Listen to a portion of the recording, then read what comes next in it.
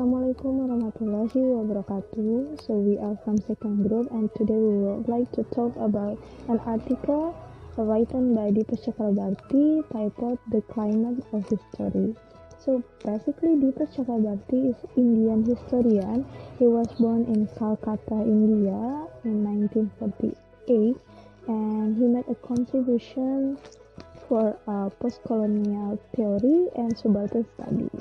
So if we talk about the article itself, the climate of history, so it published in 2009 and it has been translated into various languages.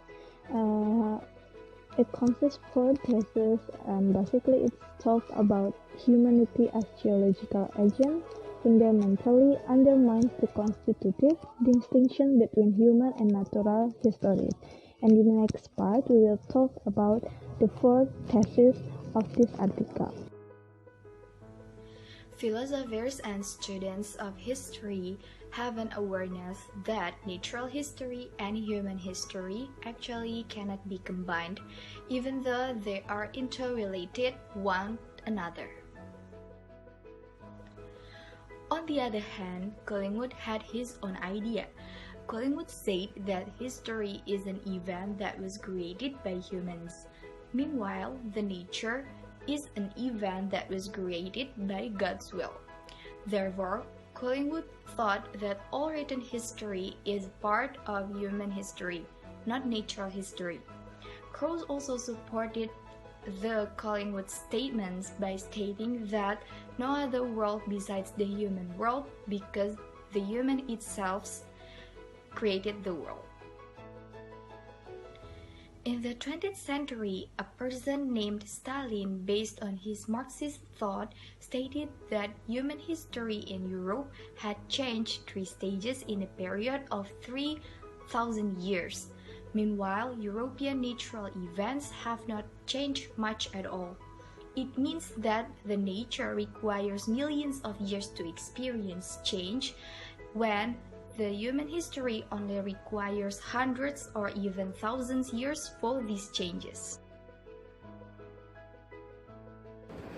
How to combine the diversity of culture and human history with human freedom has formed one of the fundamental questions that underlies history written from the old period to the current years of globalization.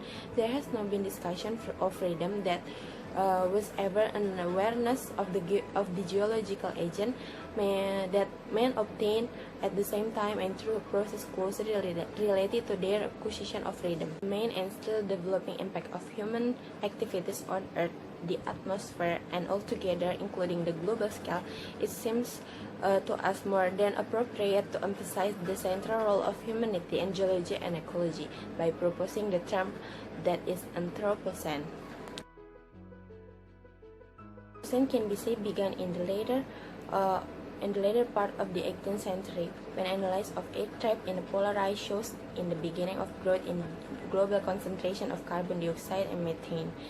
It is true that humans have fallen into geological agents through our own decisions. Anthropocene, one might say, is an unintended consequences of chosen human.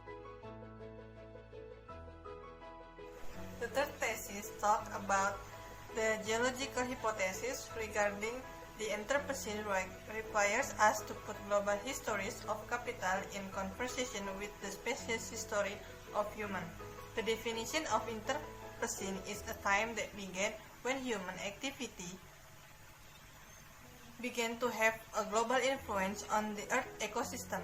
This term seems to have been used by Soviet scientists since the early 1960th century to refer to the Quaternary, the latest geological period. Geologists and climate scientists can explain why the current phase of global warming is different from the previous global warming of the planet, which is anthropogenic. But the crisis that ensues for humans cannot be understood unless one manages to understand the consequence of the warming. According to Wilson, we need a longer view, not just to understand species, but we also learn to secure its future. human species that finally pushed us into Anthropocene. We have been involved in it through industrial civilization and The fourth thesis explores these potential gains through probing of the limits of historical understanding by cross-hatching of species history and the history of capital.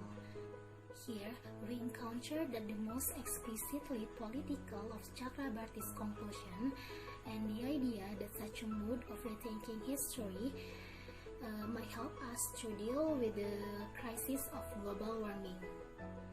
For example, the case of drought in Australia and fire in California and the anxiety triggered by global warming is reminiscent of the days when many people fear of global nuclear war.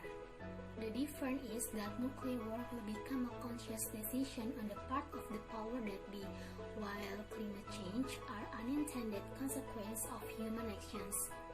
This allows Chakrabarty to call his idea about negative universal history, a history that subjected everyone equally to the risk of climate apocalypse.